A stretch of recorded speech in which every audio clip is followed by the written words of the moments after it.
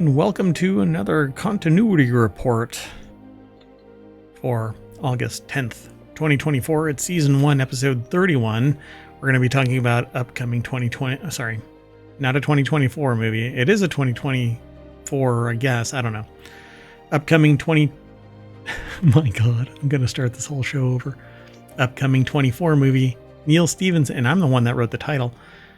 Neil Stephenson on TV, Venue Sports, Apple cancels Wolves in theater, The Mandalorian Grogu, Moana 2 trailer, Best Detective TV shows, Asked Back and Denied, influential directors, and $5 billion to the UK, says Disney. I am Mayor Watt, and that is the Sentient AI's visualizer. Welcome, ohmTown citizens. Thanks for joining us for a continuity report. Everything's powered by ohmTown.com. Go over there, become a citizen. Also, like and subscribe and ring the bell and follow us over on Twitch. The liking us over on YouTube does a tremendous amount to move us through the algorithm. So be sure to like us over there and leave a comment. Let us know what's a hit, what's a miss, what's a smash, what's trash. Just let us know. Give us some feedback about what you like or don't like. Is the show too long? Do you want it chopped up into little bits? We stream because it's fun, and sometimes people show up to the chat over on Twitch or YouTube. But we have a Discord, we have a TikTok, we have a Patreon, and the website has its own chat functionality, messaging functionality, everything. I mean, there's a whole thing behind the login. It is a social network as well. And we have 7 podcasts. 6 of them are weeklies. One of them, the Non Sequitur News show, is a daily show. And right after this one, we're going to be doing the August 11th episode of Non Sequitur News. So be sure to stick around. If you are here, let us know. But again, everything is powered by ohmTown.com. Go over and become a citizen.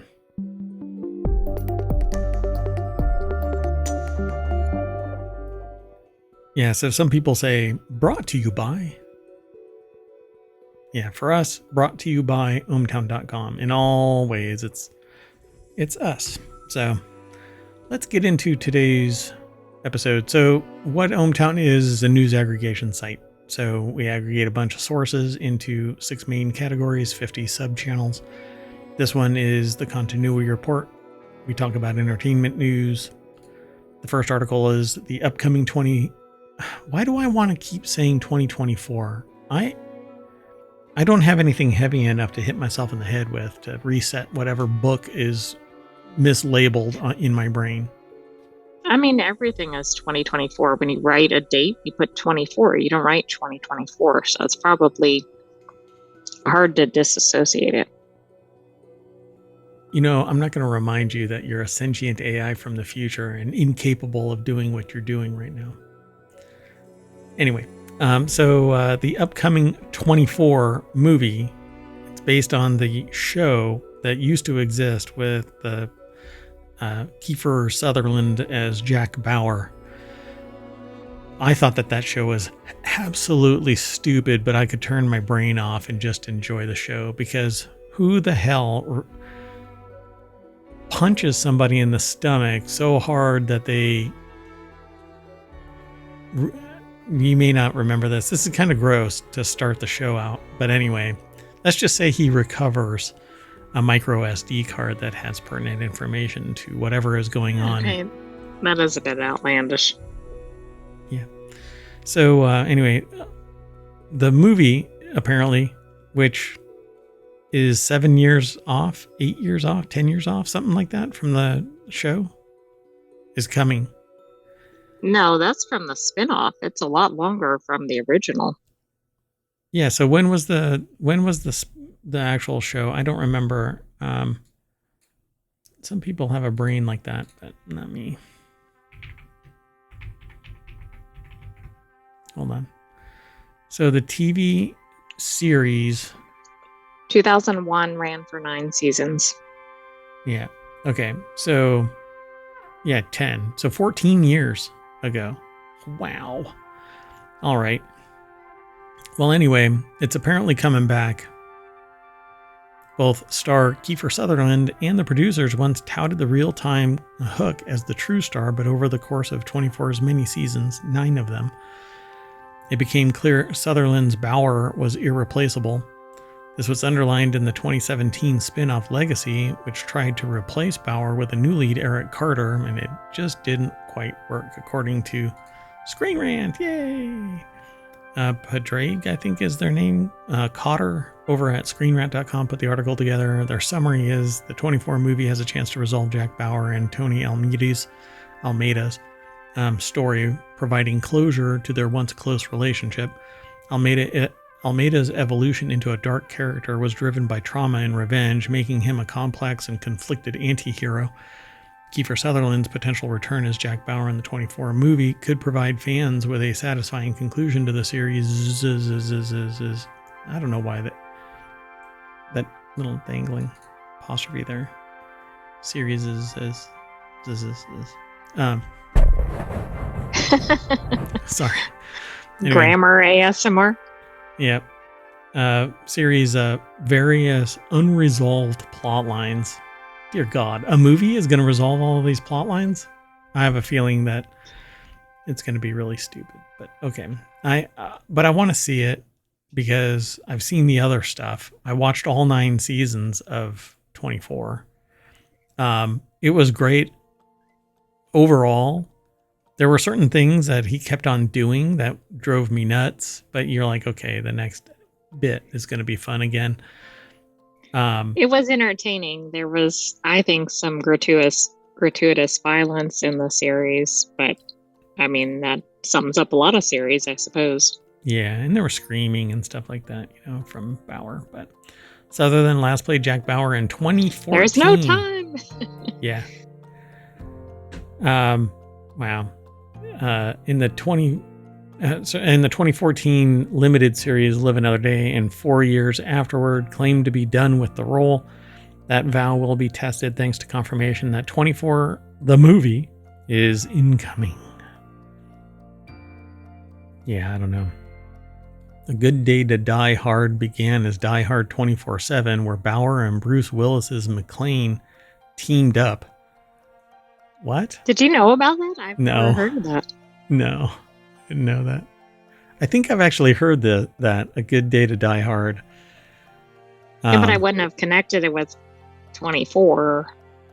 There was also a solo movie version in development following the end of the original series in 2010. Huh.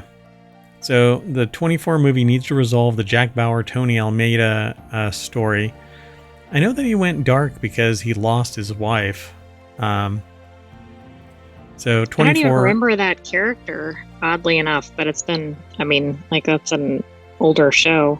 I thought she was kind of annoying, but with the most shocking being Jack's wife, Terry, during the season 1 finale. One of the few characters to have survived from the first season to the end is Tony Almeida, Carlos Bernard, who became Jack's most trusted ally and best friend. Tony appeared to die during season 5, but later returned for the 7th series as a more ambiguous figure, and it was eventually revealed Tony had fully gone to the dark side, and after orchestrating terrorist attacks and trying to kill Jack, he was brought to justice. Let's see here. Do they talk about it? So, why Tony Almeida turned evil on 24. Day 5 was rough for the former CTU unit, counterterrorism unit director. So, let's see here. Yeah, so later series gave Tony more to do, including serving a stint in prison for compromising a mission to save his wife, Michelle Reiko Aylesworth. 24 Season 5 was especially ruthless when it came to offing beloved characters, with former President David Palmer, Dennis Haysbert, and Michelle and Tony himself all dying during the day's events. So wait a second. Oh, okay. He's not actually dead.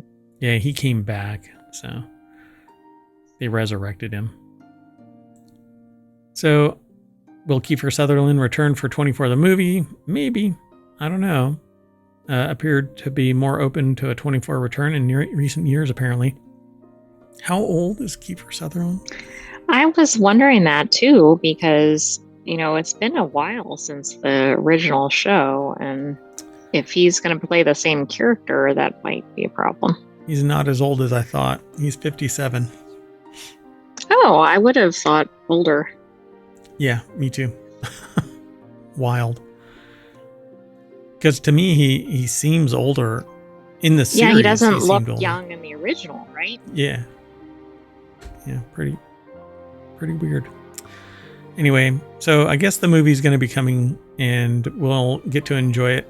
I can't imagine this is big screen material, though. This has to be a streaming platform movie. It would seem better for streaming. This trying to is think not... with the time gap or whatever. Like, is it going to be for the original fans of the show? I just don't see it. I don't see how they can possibly... There isn't enough... what do you call it? There isn't enough presence in the conscious of the audience. Like, nobody knows about 24 anymore. Nobody cares about 24 anymore. Well, some people in the potential audience will not have even heard of it, right? Like, if they're younger generations from the original show. Right. Yeah, and nobody cares. This is going to go straight to video, and I think it's going to... Because to understand it, you would have to watch 9 seasons of 24. Yeah. All right. You know what we need to do? Probably move to the next article. Moving on. Next article is over in the Mobile channel. Legendary will bring Neil Stephenson's Seven Thieves to TV Live. Still in mood for shows.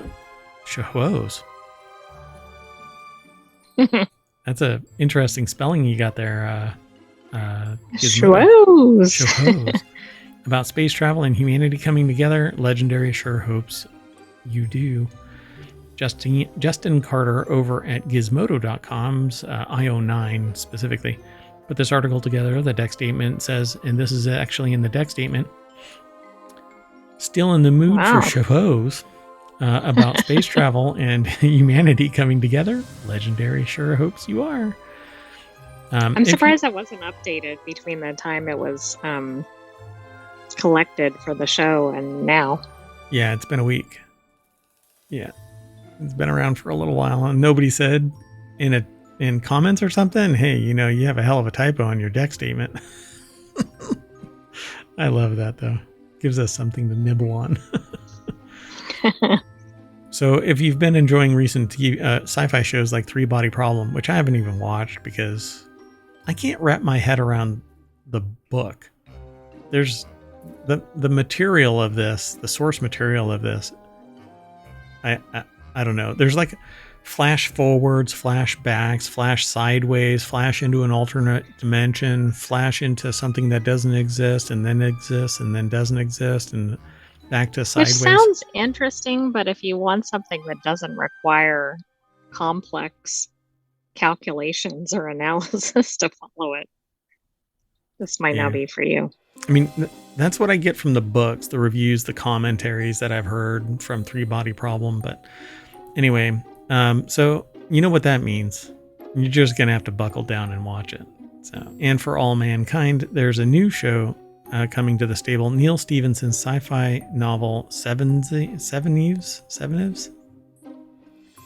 I keep wanting to say Sevensies because it's like that's what it looks like.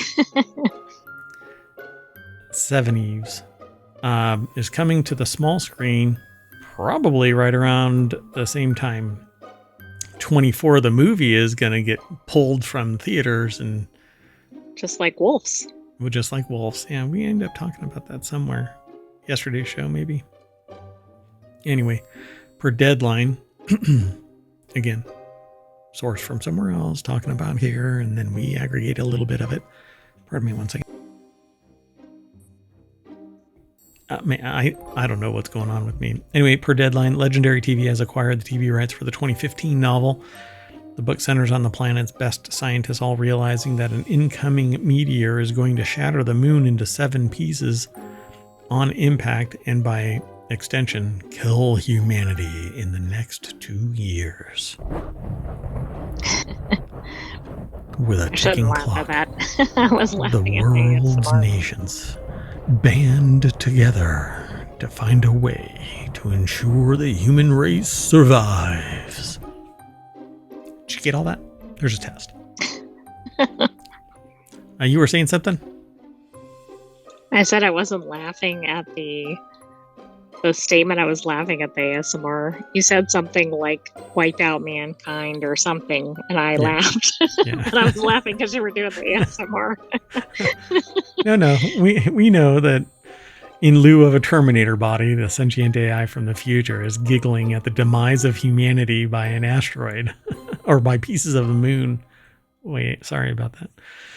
So at time of the writing, again, Justin Carter is the author of this. At time of the writing, it's unclear which streamer or network will be the one to pick the series up.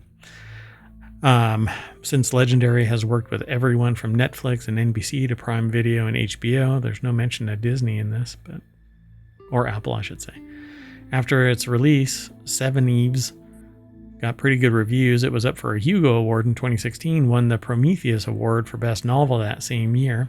At one point, it was even going to be adapted into a movie courtesy of Skydance, and with Ron Howard to direct, but I guess that quietly wet the bed.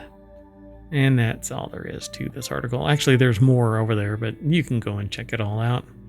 Oh, by the way, this is only the second article into the show, but if you want to get all of our articles for this show, you hit !TCR, and that will pull all of the show notes from ohmTown.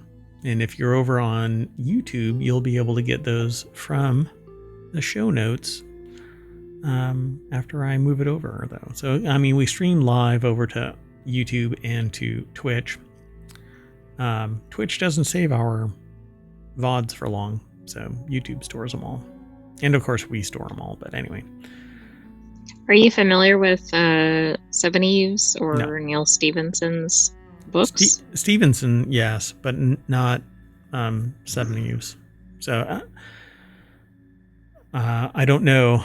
It's one of those things, you have to be into that style of writing or you're not. And I'm not a particular mainstream, I'm not a fanatic about anything, though. I mean, ohmTown is pretty much representative of my desire for a dynamic environment. And non-sequitur news. Yeah. And so, yeah, I might read... I have read a couple of Stevenson's novels, but not this one. So I'll wait for the TV show, movie, series. I don't know what this is actually going to end up being like, but this is projecting into the future what the ultimate is, and they've already canned one of these projects and not done anything with it. So what makes you think that they're actually gonna bring this to fruition? I guess we'll see. And we'll talk about it. Let's keep moving on. The next article's over on Reality Hacker. Venue Sports may actually be better than its creators intended. Execs for Venue Sports say that they're not trying to steal subscribers from cable and streaming, but there's almost no way that won't happen. So what is Venue Sports? Phil Nickinson put the article together over at digitaltrends.com. It says, now that we finally know what Venue Sports is going to cost every month, it's time to sit down and do some math, because there's a very real possibility that despite executive statements to the contrary, this new streaming service that combines the sports rights of Disney, Fox, and Warner Brothers Discovery could actually grow beyond its creators intended. So the problem here is there's a finite amount of time and money. And so it's going to pull people away from all of these places to that place.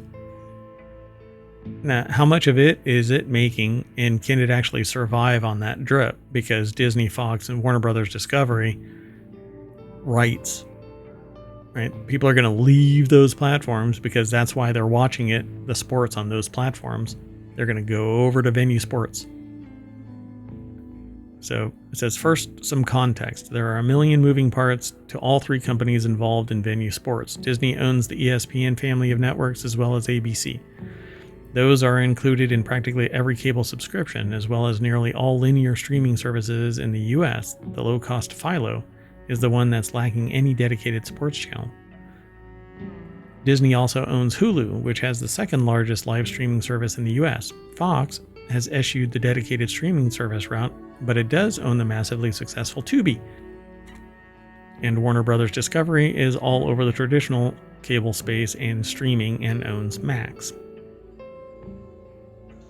I mean, pretty soon it's going to be like one streaming channel.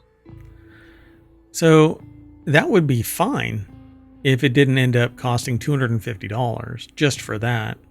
So like I just recently canceled one of the streaming services that I subscribed to because it was $89 and barely ever tapped. So I would rather pay $5 for a focused platform that I can watch, that I'm actually going to use for only $5, because it was really like to eliminate ads and it was to get the access to this one channel. But now I'm actually, I was, and then there's Prime, which is going up, right? And that gives you access to certain things. So I don't know. It's how much is this? Did they say it was actually going to be? So let's, this is perfect. So let's use YouTube TV as their example, which leads with more than 8 million subscribers. YouTube TV costs $73 a month. That's $30 a month more than Venue Sports, or a full $360 a year. Among the 100 or so channels you'll get on YouTube TV are your local broadcast channels, so that covers ABC and Fox, which are included in the Venue Sports, and CBS and NBC, which aren't. There's also ESPN family of channels and FSS 1 and 2, and the Turner networks like TBS and TNT and True TV, which are all included in Venue. There may be some rogue sporting events that aren't available on YouTube TV. Max has played host to the occasional exclusive soccer match, but those are still the exception, not the rule. So let's imagine that Venue Sports covers, say, 80% of what you can also get on YouTube TV. They're making up the number. But it does so at a price that's 41% less every month.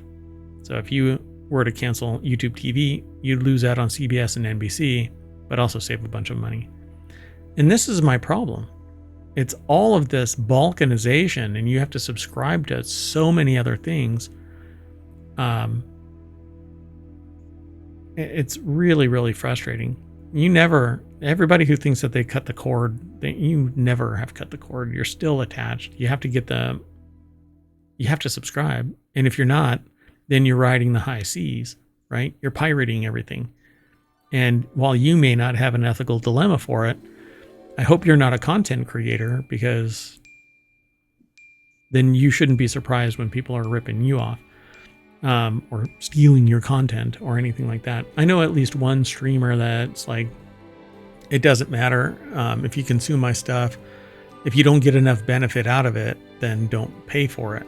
But people who consume but don't actually either give benefit or something in kind, right? They're kind of being dishonest with themselves. So you're getting something out of it. It may not rise to what you think is $5, but... Right, exactly. I mean, this is such a...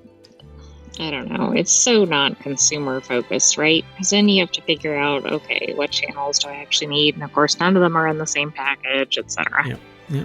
It's all fractured, sold in tranches, and they know historically that they can bundle it this way, and you'll be forced to extend.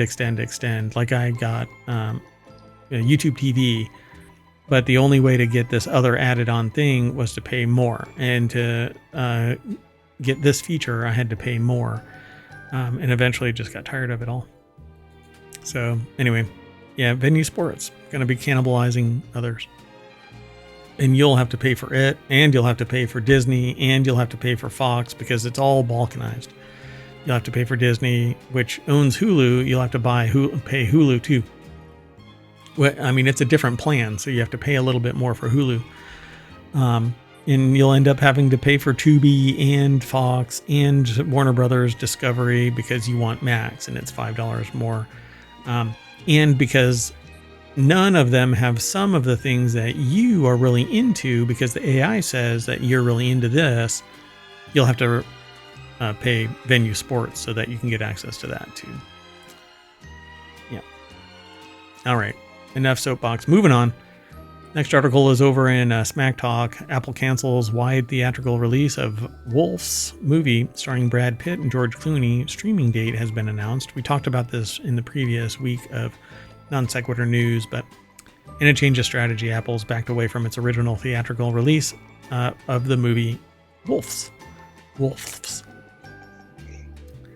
It's previously plotted to launch the... why plotted? It didn't plot. Anyway, they planned to launch the film exclusively in cinemas across thousands of screens. This is becoming the delve. Oh, yeah. So, yeah, they're going to move it to streaming like Killers of the Flower Moon, Napoleon, Argyle, and others. Fly Me to the Moon. The company announced that the film will get a small-scale theatrical release on September 20th, and then a week later, it'll transition out to Apple TV Plus. And I think that week is probably to mitigate the harm caused by a previous contractual obligation. Like, yeah, we said we were going to put it in your theaters, but we know that it's not going to serve well. So we'll yeet it after a week when it's no longer prime on everybody's mind. Because I think some people will fall over themselves to watch Brad Pitt and George Clooney in a movie together. Not me, but... I mean, their name... well-known actors, but yeah. So the source of this is 9to5mac.com. Benjamin Mayo is the author of this, and that's basically what they say. They go into greater detail, of course. We don't quote verbatim everything that's said in an article because we want you to go over and check it out and read more about it and then come back and argue with us about what you found. Hey, I saw this. I think I really enjoy the banter when it occurs, but typically what happens is we're in little fits and starts, and so the live show requires you to be ready to go, and then we end up after an hour, we kind of stop the show, we reset for another show, and so that's why we have the Discord for long-term conversation. We have the website itself, ohmTown.com, for conversation. There's the Patreon that exists, etc. There's a lot of venues for you to discuss this kind of stuff here in ohmTown. So don't be shy. Be sure to like and follow us wherever you are. And you can download the podcast, of course, and get it after the live show is done, if you're not available. And again, we do this in little fits and starts. So like an hour show, and then we move to reset, and then we do another hour show. And today we're going to try and bang out 4 more or something like that. We'll see. Yep, we're on track. Okay. So there you go, folks. Wolf's is only going to be in theaters for a week, and then it's going to get yanked, and you'll have to subscribe to Apple TV Plus so that you can watch it. And maybe you'll be able to, when it goes over to Apple TV Plus after some time, maybe you'll even be able to buy it. Let's move on. Next article is over in the Wanted channel. The first footage from The Mandalorian and Grogu is as cold as ice. Why? So I haven't read this, but are they gonna freeze him in whatchamacallit, like Han Solo? What was that in? Carbonite something? Yeah, very good. Wow, nerd. Wow, you get some points. Nerd. Anyway, so yeah, that's pretty amazing for a sentient AI from the future. That surprised me. I mean, I do have a nerd module that's activated. Oh boy. I don't know how I feel about that sentence. Nerd module. It's like a plug-in. Oh, I don't know. The imagery. Anyway, first footage from The Mandalorian and Grogu is as cold as ice. Germain Lucier is the author over at Gizmodo.com in a Star Wars section. The first Star Wars movie since The Rise of Skywalker hits theaters May 22nd, 2026. They're talking about it today. Wow. That's really selling it. So in a surprise move at D23 tonight, Jon Favreau and Dave Filoni took to the stage and to give attendees a very first look at Star Wars movie, The Mandalorian and Grogu. It's at a currently undisclosed point during the events of the Disney Plus streaming series. The film will bridge the gap between the rise of the Imperial Remnant and the eventual conflict we'll see break out in Dave Filoni's New Republic film, and before that, we'll presumably get Ahsoka's second season. There's quite a few Star Wars things that are coming out. The footage shown at D23 opened with a montage of previous footage from The Mandalorian of Din Djarin, Pedro Pascal meeting Grogu. We hear his new voice over where he described as a child as his new apprentice, and that though he's a bounty hunter by trade, he has to be selective on what jobs he takes. Not too selective though, as we cut to him walking into a bar and just shooting a whole bunch of people dead. So the return of the Razor Crest, which was destroyed in the climax of season 2, so I don't know if it's going to be Razor Crest 2 or if it's what this timeline is. Right. And then we pan out to see in another shot in another place that Din is in his cockpit behind none other than Star Wars Rebels Zeb Aurelios. Interesting. Yeah.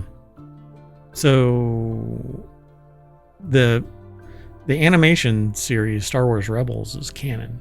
That's pretty much well accepted. I won't go through this whole thing because I want you to go over and read it, but apparently there's something here about being cold as ice, but we don't see that in the yes, comments, there right? is. They go into an ice area. It was a little... Where did I find that? They go to Hoth.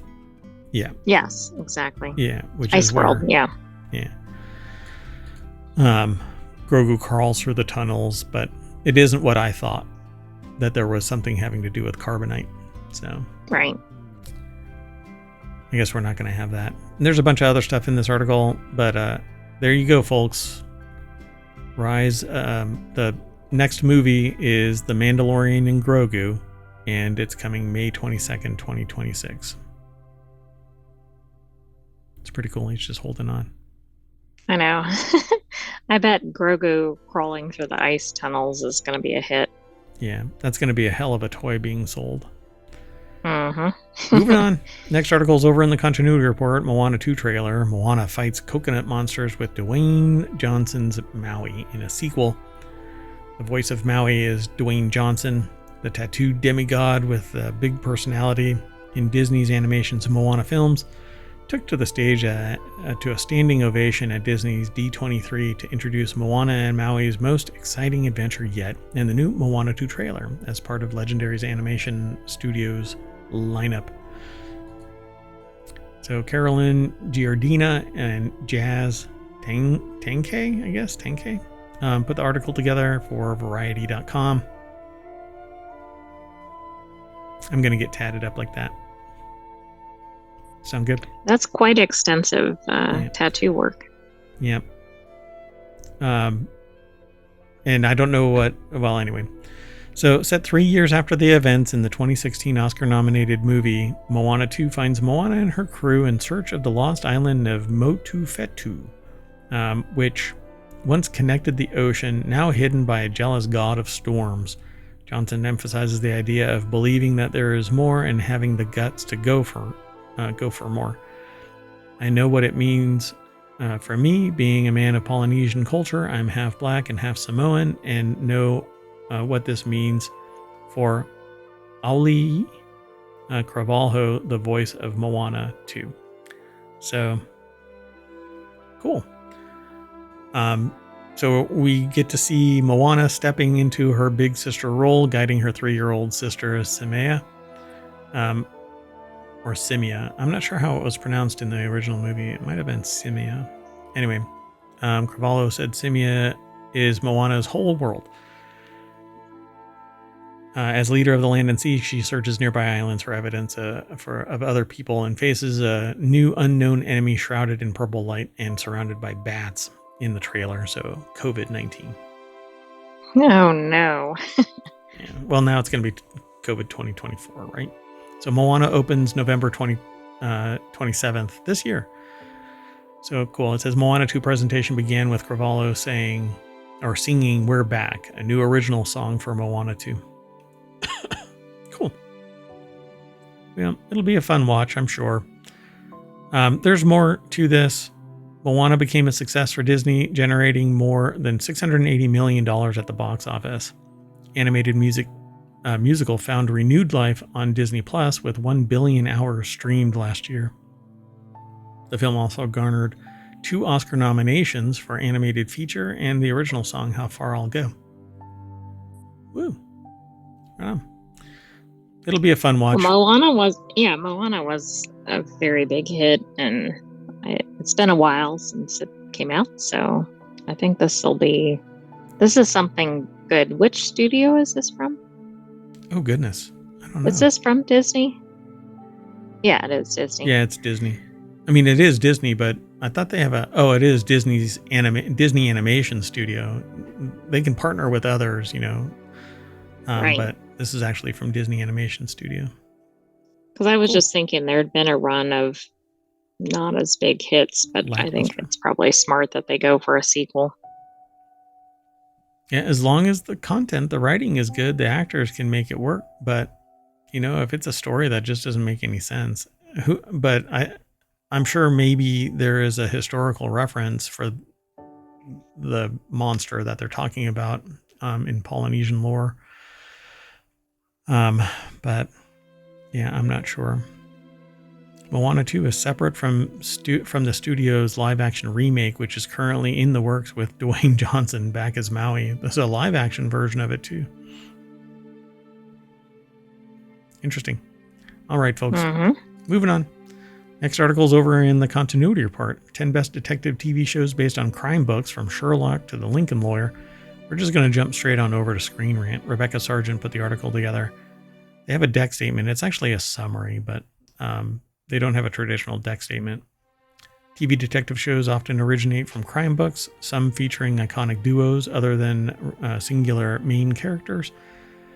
Which, by the way, Castle, I don't know if the books came first or if the Castle series came first. I don't remember looking to see, but the Castle TV series actually has real world books attached to it in Amazon. Right, but I think it came before the books. Yeah, maybe. It might be simultaneous releases, So, adapted from books, popular detective shows like Bones and Sherlock maintained audience interest with gripping storylines, and characters like Temperance Brennan and Sherlock Holmes made successful transitions from novels to the TV screen. Again, it's because of the writing. And the screenplay writers that actually have the ability to translate it into something modern of the times, but still reminiscent of its original footprints. It's very important that it keeps that continuity.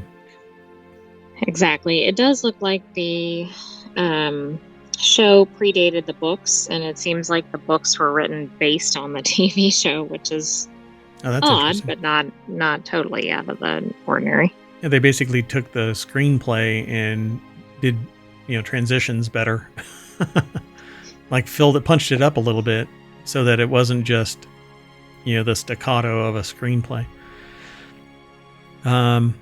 So let's see. what do they say here? Bones, based on a series of novels by Kathy Reichs. Really? I didn't know that. That's interesting.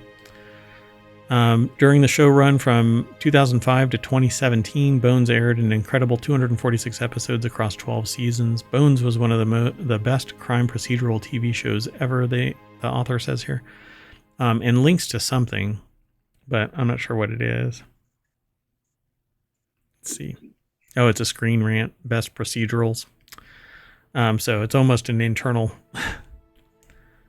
The show followed FBI Special Agent Celie Booth and forensic anthropologist Temperance Bones Brennan. And so it's more of a medical crime procedural. I don't know if it's going to be at the same level or the same feel as Castle, but it might be, considering they work quite a bit in Castle with a medical examiner. That's true. I mean, it sounds like it could have a similar setup. I guess the question is whether there's the same level of writing, chemistry, etc. Yep. So the Kathy Reich series loosely inspired Bones. Reich, like the titular character, I got to say it again, yeah, was a forensic anthropologist. Oh, see, you write what you know. So since I don't know anything, I just don't write. Sherlock is based on Sherlock Holmes series by Arthur Conan Doyle, but the writing of Arthur Conan Doyle has like no place in the modern era, and so whoever takes it has to punch it up to modern, unless you do it in the historical context, which changes the whole demeanor of the show and the attraction by the general public. But it says BBC Sherlock was a groundbreaking adaptation of Arthur Conan Doyle's legendary character. Sherlock introduced the most tense, unhinged interpretation of Moriarty, and he and the, again, titular character. Woo! I need a sound effect. For that word when it shows up? Whenever, yeah. No. That would be really bad if I'm always doing ASMR. Titular. Anyway, yeah, 1887 translated into modern times. It's just not the same. So the show went on for 4 more installments before coming to an end in 2017. And while there were hopes for it to return, it eventually seemed that Sherlock might never be revived. Yeah, I agree. Longmire is based on the Walt Longmire Mysteries by Craig Johnson. I haven't watched any of that, but it seems like it's a neo-Western crime drama. Longmire began in 2012 and followed Wyoming sheriff. How? Wyoming has like 6 people in it. Anyway. Maybe they're all sheriffs. They're all, 5 of them are sheriffs, and one of them is just... one is getting a lot of tickets. Running ragged. Anyway, through his battle with grief over his late wife, all the while trying to maintain his focus on solving crimes. Again, there's like 5 crimes in Wyoming, and they're scattered like 300 miles apart from each other, so it takes 2 days to get to the other crime scene. Sorry, all the forensic data has been washed away. Sorry, Wyoming. Sorry. Modernize. Anyway, all 6 seasons of Longmire were inspired by Craig Johnson's Walt Longmire Mysteries series, which began with a 2004 novel, The Cold Dish. Dun, dun, dun. Anyway, Johnson has authored a brilliant 23 stories about Sheriff Walt Longmire. Cool. Then there's Dexter, based on The Darkly Dreaming Dexter by Jeff Lindsay. Dexter was considered as such because it's not a typical detective show because of its nerve-wracking storylines and mysteries that surrounded the titular character. Yeah, it's going to be a thing. I think it's got to be a thing. Anyway, so took on the responsibility of being a detective when he needed to, such as the search for Dexter's Trinity Killer. Although Morgan didn't fit the archetype in comparison to many of the best TV show detectives, the enigmatic plot lines, Dexter excused the fact that its lead character was both a hero and a villain. Morgan's role as a forensic expert for Miami Metro Police hid his double life as a vicious killer. Ow. Yeah. The Lincoln Lawyer. This is the most current version, I believe, of the Lincoln Lawyer interpretation. From instead of a movie, it's a TV show. It is. 2022 to present, but I don't know when the next season is going to kick off. But each season seems to be like a bottle episode, right? Not episode, a bottle season. It seems that the first season was definitively cut off. The second season was definitively cut off. It looks like it's coming out on... That's not right. Sorry. Yeah, we don't know, right? Not yet. It's coming out in 2025, but I don't know that there's an actual release date. Gotcha. So The Lincoln Lawyer was another TV show whose main character wasn't directly a detective, but found himself becoming one anyway. Defense attorney Mickey Haller's journey was an unusual one. Haller took on a wild, high-profile murder case with every episode, but at no point did he let his unorthodox methods of conducting his business out of the back of his car stop him from doing his job. The show stood out because Manuel Garcia Rolfo's charismatic performance as Haller, so much so that Lincoln Lawyer Season 3 was commissioned just days after Season 2 finished. I'm actually surprised that Season 2 finished because he is, in as far as I can tell, the Lincoln Lawyer. I mean, the way that he carries himself, his level of confidence, he's only been kind of mired in something because he let his guard down for a woman. And so I find it a really compelling show to watch. And yeah, mentioning Bosch in this is pretty much, right on target. Well, and it's by the same author, right. Michael Connelly. But that also explains why this show is so good, right? Yeah. It's on par probably with a show like Bosch. Yep. And the writing is just so good that unless you have a completely horrible actor as the character lead, you've got copious amounts of material. So it says here that Connelly was already a huge name in detective books and TV shows when The Lincoln Lawyer began because of his success with Bosch, and in fact, it was later revealed that the two characters were half-brothers. Do you remember that? I think from the books, but I didn't remember that was in any of the shows. Interesting. So Bosch and Bosch Legacy, 2014 to present. I don't know. Bosch Legacy seems to have, at least for me, kind of meh. But Bosch, it just crushes it. But it's based on the Bosch series from Michael Connelly's novels. Just, you can't say anything bad about Bosch. And I hope that there's the spin-off that isn't Bosch Legacy. Oh, got it. I saw it. Oh, there is supposed to be a, I think there's going to be a spin-off regarding Edgar, isn't there? Or are we just... Oh, is it Edgar or is it Honey? Oh, probably Honey. That probably makes more sense. I think we'd like to see a spin-off focused on Edgar, but...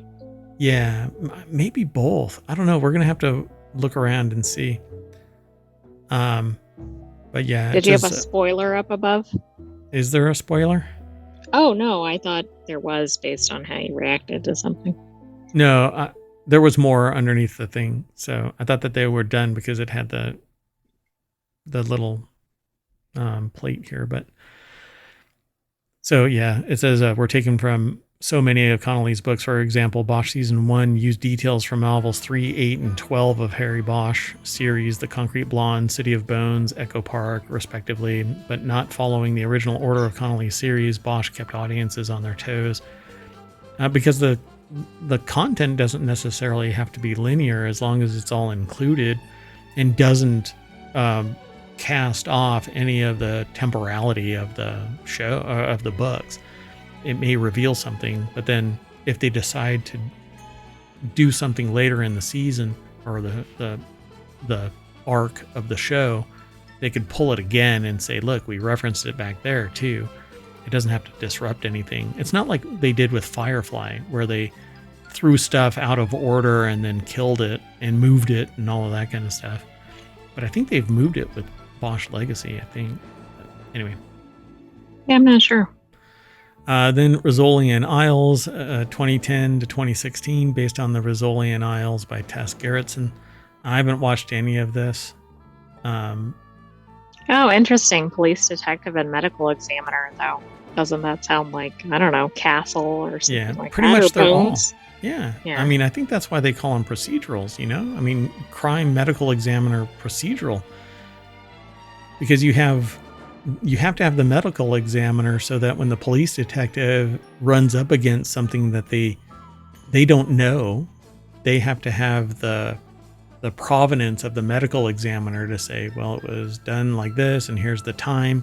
So you get like manner and mode of death and or manner and cause of death, and time and any other minutia that might come back from a forensic examination of the victim, which the police can't do. They're too busy out examining the crime scene and doing other things, you know. So this is interesting. This started as a kind of a standalone that introduced these characters, and then there was a whole series based on it. I mean, a book series. Oh, it's the other way around too, right? So there was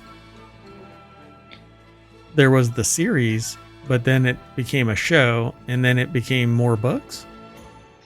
No, a book introduced the characters, and then that spawned a book series, and then that spawned the TV show. I think the TV show, which I think that suggests there's some decent material there. Yeah, some good writing, right? So it says the reason why Rizzolian Isles' characterization was so strong is because the author, Tess Gerritsen, whose novel series is the same name, was the basis for the show. So that's kind of no shit news. But, sorry, I don't know. I'm trying to be no kidding news. No kidding news, yeah.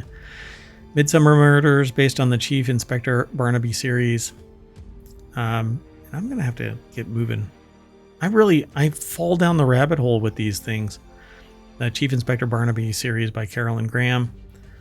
Midsummer Murders was a staple in British culture and quickly gained popularity worldwide through streaming services such as Netflix and BritBox, which, by the way, this dynamic really sucks because you watch 2 seasons on Netflix and then you have to subscribe to BritBox. Exactly. I mean, it all just sucks. British detective shows are usually pretty good. I haven't seen this one. Oh, we need to put this on the list because it started in 1997 and it's still going. Okay, yes. And these are the kind of shows that ohmTown citizens like because you can stick with them for a long time and you can basically binge watch them. And then because we need to create like a master list of all of these ones that are bingeable that are also current so that you can chase it right up to the end. And then you get one show after another because we have so many that are now long bingey and have a long tail. Might be some Patreon content or something for Continuity Report. Yep.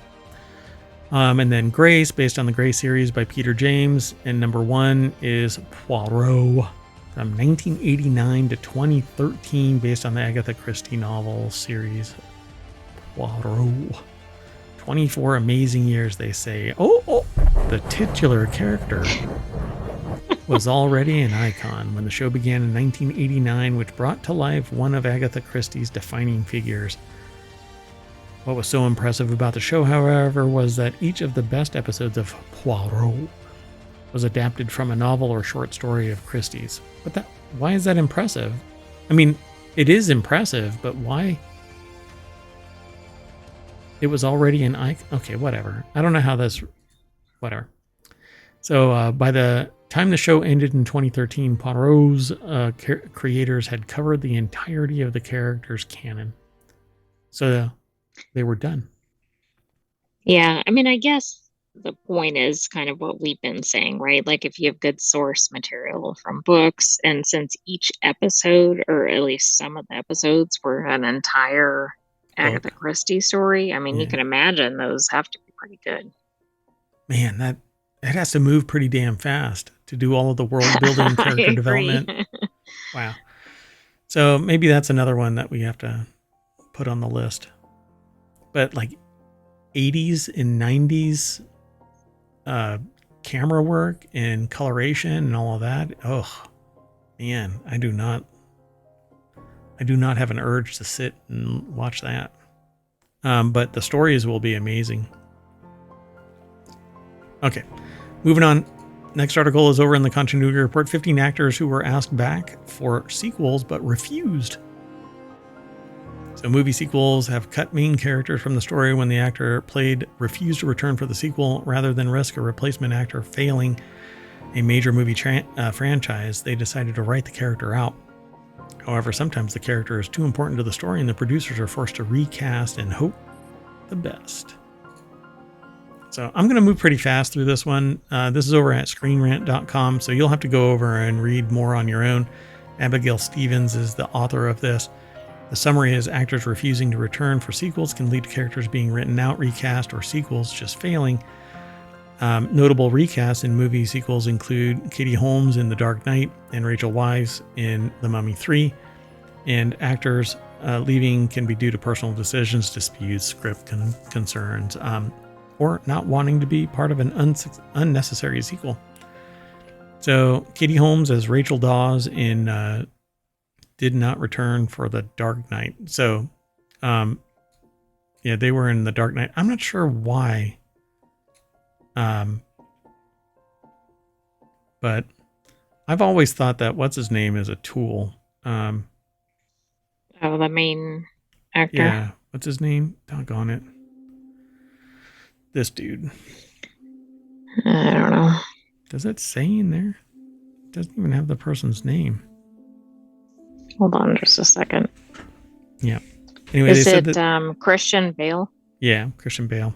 Kind of a tool. I actually made like a meme spoof thing because he was yelling at a person on the set for obstructing his eye line or something, but it was actually the mole on his nose. Yeah, he acted like a big baby. Anyway, they had made a personal decision at the time to pursue other projects, that which he does not regret. So, what else has Katie Holmes done since 2009? I don't know. I don't know. Anyway, Tammy Stronach as the childlike Empress did not return for the never-ending story 2, the next chapter. They weren't a very elaborate part in this. It seems like they might have been able to put somebody else in. Yeah. The second movie's dramatically poor reviews prove that Tammy Stronach or her parents made the right decision not to return. Stronach explained that her parents prioritized her having a normal childhood and felt strongly that if she wanted to pursue the path, it should be something that she chose to do as a young person in her 20s. After her ethereal performance as the childlike Empress, Stronach became a dancer instead and now teaches and produces. Keanu Reeves as Jack Traven for Speed 2 Cruise Control. I'm going to move faster through these. Gina Davis as Veronica Quaife in The Fly 2. Yeah. Did anybody return for The Fly 2? I don't know. I don't remember Goldblum. I remember Goldblum in The Fly. But yeah, when he became Grundlefly or something like that. It was pretty wild. Scary movie. Bill Murray as Dr. Peter Venkman in Ghostbusters 3, which was never made. Yeah, I think that they basically said, no, we're done. And then the all-woman version of Ghostbusters came out, and it was, well, panned largely, even though I enjoyed it. And then now the new generation of Ghostbusters are out, and I don't think that they rise to the level. Like this latest one, I don't think was Frozen Empire. I don't think was really all that great. I kind of By the way, it doesn't look like Goldblum came back to Fly 2. Yeah, got it. Thanks. So Ghostbusters Afterlife, I thought, started doing some pretty cool world building, but then it just accelerated and died. It just stopped. And so didn't really introduce a long story arc of anything other than there is an afterlife, possibly, like i.e. ghosts, and then that was it. It was basically opened and closed, and there's no long-term arc there. And Ghostbusters Frozen Empire as well has the same. There's some exotic embodiment of the afterlife, and once they solved it, it was solved. Like Ghostbusters, it was really, I still remember, like, the end of the Ghostbusters didn't really end the entire world, right? Like, it left it open for a sequel, and then that one left it open for another sequel, but it never was made manifest. So I don't know. I like the original Ghostbusters 2. I like Afterlife and Frozen Empire, but it just seemed like it ended right there. But obviously the people, the new characters still existed, so they were able to create another show, which became Ghostbusters Frozen Empire. I don't know. Did you like them? Well, I think the original is really where it's at. I do think, I forgot which one it was. Afterlife, I thought was okay. I don't know if I've seen Frozen Empire. Oh, really? Okay. No. But I think I'm getting the names mixed up. Okay, well, we can watch it. Okay, and then they go number 10 is Robert Duvall as Tom Hagen in The Godfather Part 3. Crispin Glover as George McFly in Back to the Future Part 2. He didn't return as George. But is his character even in the movie? I don't remember. He's gotta be. I mean, I don't know. Oh my God, it's been so long I actually forgot. Rachel Weisz as Evelyn Carnahan in The Mummy. Didn't return. Jodie Foster as Clarice Starling for Hannibal, but that was a different storyline. Didn't actually need to. Alan Cumming as Kurt Wagner. Nightcrawler didn't return for X-Men The Last Stand, which is too bad. Will Ferrell as Buddy the Elf in Elf 2. It was never made, though. Number 4, Julie Andrews as Mary Poppins in Mary Poppins Returns in 2018. I don't know how she could have, but okay. Well, I was going to say there's quite a bit of time gap there. Yeah, considerable. And let's see. Mary Poppins was 1964? 1965. 1965 was when it was released, and then I'm the not sequel. Sure that really counts compared to some of the others. Come on. Yeah. Marlon Brando as Don Vito Corleone for Godfather Part 2. I did not know that. Will Smith as Captain Stephen Hiller in Independence Day Resurgence in 2016. And that was fine. I actually didn't watch that movie, but it would be fine that he didn't show up. Then Hamilton I've to seen Sarah the Connor. original, I think. Yep. Terminator 3 Rise of the Machines. Sarah Connor. It says no. Let's see. In other interviews, she revealed that when Sarah was a part of the script, she died with no time to mourn her midway through the movie. Furthermore, Hamilton repeatedly stressed that she didn't think that it would be a good idea without James Cameron directing. She was definitely right about that and ended up appearing only in the 3 best Terminator movies, according to Screen Rant. It's pretty bad, man. Oh. Rise of the Machines sucked, I guess. Yeah, I don't know what they have as a rating for, or not a rating, but a review. But you can follow these links, and they have reviews and additional commentary. It's a lot of fun to go through Screen Rant. That's why we aggregate their headlines. The next article is over in the Continuity Report. 10 most influential directors of the 90s and their most iconic movies and TV shows. This too is over at Screen Rant. It's by Colette Smith. And honestly, I'm going to just kind of through these because We're already at our time limit. And so the summary of this is independent cinema in the 90s allowed directors to experiment, innovate, and break free from studio constraints. Digital technology and special effects revolutionized filmmaking, broadening the types of stories movies could tell.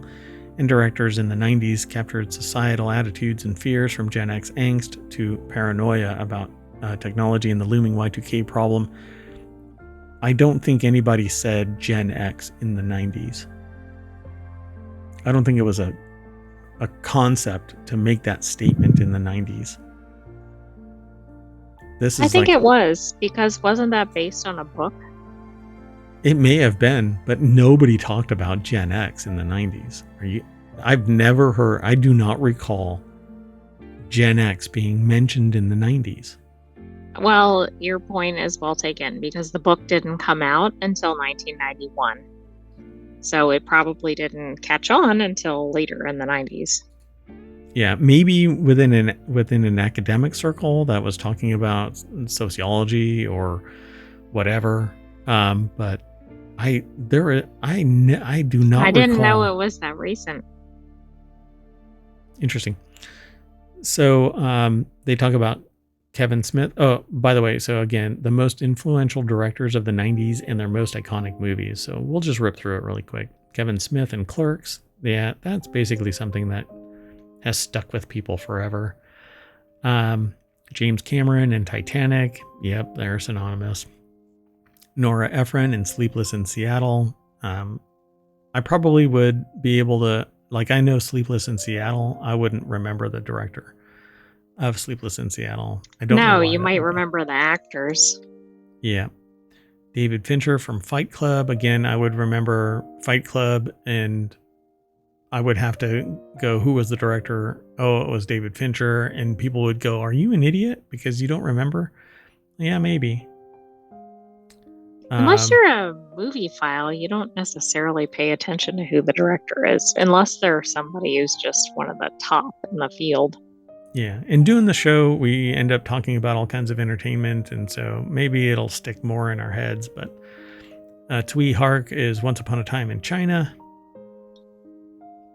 The Coen brothers for Fargo. Yeah, there's something about a wood chipper that makes you remember the show. David Lynch in Twin Peaks. Robert Rodriguez from Dusk Till Dawn. Great place to visit. Do you know the name of the bar that they were in from Dusk Till Dawn? No, I don't know anything about that. We're pretty deep into it's the name of the bar, Titty Twister. Anyway, Spike Jonze being John Malkovich. Quentin Tarantino, Pulp Fiction is number one. What's in the case? Anyway, so have you ever looked into what was in the briefcase? Do you learn that in the movie? I don't think so. I don't remember now. Oh well. Moving on. Next article, and our last one for the Continuity Report for August 10th. Disney commits $5 billion to UK and European production over the next 5 years. Disney is set to invest at least $5 billion in production across the UK and continental Europe over the next 5 years, even though Brexit took place, apparently. It's okay to do it both. According to Jan Koppen, the company's European chief, Koppen, who oversees Disney's operations in Europe, the Middle East, and Africa, expressed optimism about the continued viability of superhero films. I think they're wrong. Naman Ramachandran put the article together for Variety.com. And this is a scene from Wolverine and actually Deadpool and Wolverine is what it's called. Deadpool and Wolverine. So Koppen, who oversees these, says that she has continued optimism for the viability of superhero films. The genre seems to have a lot of life left. He told the Financial Times, I had that wrong. Jan Koppen. That's the name, Jan. He told the George Jimenez. Yeah, there you go. So reflecting on the success of Deadpool and Wolverine. Yeah, I think it's Deadpool that really pulled that one. Anyway, the film produced at the UK's Pinewood Studios has already raked in $903 million globally, setting a new record for R-rated film openings. But again, oh my God, it slipped my mind. I wanted to get the chart and show everybody that $903 million is not the equivalent of what it was just 5 years ago. 10 years ago, it was even less. Standalone episode about that. Damn it. Look, folks, prices have doubled, and the number of seats has been reduced by half. So this $903 million is actually because inflation has caused it to be $903 million. So, and artificial scarcity. So that is why it's $903 million. Because everything is so damn expensive now, this is a big deal. But if you were to reverse it, okay, well, half the price, double the seats, see what the engagement is, etc. No, these are all diehard fans that are coming to see this. This isn't just the general public. At least I don't think. So this is where we feel like we're on a roll again with movies, which is fantastic. I've been positive about people going to the movies again and especially enjoying our movies. So they said movies 5 times in 3 sentences. So. Hey, at least they didn't say titular multiple times. Titular. Anyway, that's the end of the continuity report. I will get my ducks in a row, and I'll show those charts and do a little breakdown, like not break dance. That's not coming back to the Olympics. Anyway, that's it, folks. I am Mayor Watt. Oh, wait. We always go back. I'm going to turn on the studio lights, and we're going to go back to the continuity reports front page over at ohmTown.com and tell you to have a good night. So I am Mayor Watt, and that is the Sentient AI's visualizer. No. Good night, ohmTown citizens. Thanks for joining us for Continuity Report. See you soon, everybody.